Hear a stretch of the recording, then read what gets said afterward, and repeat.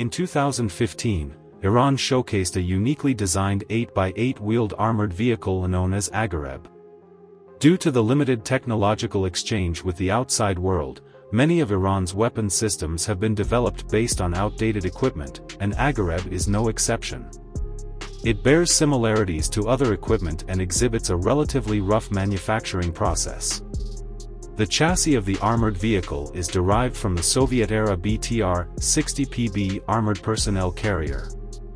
The BTR-60, which entered service in the early 1960s, was a wheeled armored personnel carrier, and the BTR-60PB was one of the models in this series.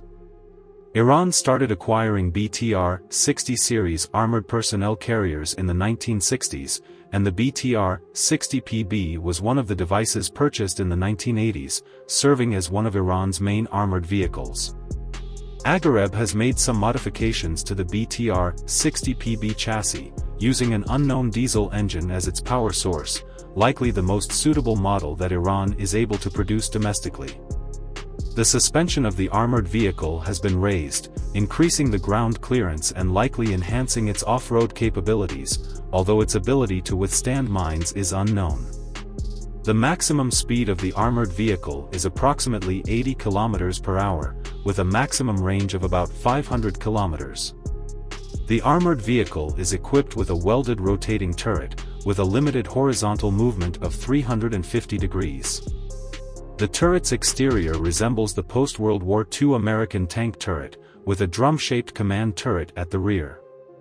A 12.7 mm heavy machine gun is mounted on the top hatch, capable of providing both air defense and ground suppression.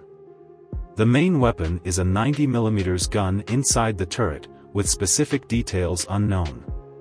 Some sources suggest that it is a product of Iran's assimilation of technology from the M47 tank, which is outdated for main battle tank use, but sufficient for Aghareb to serve as a fire support vehicle.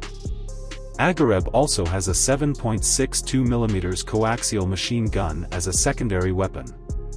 The cannon is equipped with the EFCS 3-55 fire control system, featuring a 10x magnification day sight, 7.5x magnification night sight, laser rangefinder, and other equipment.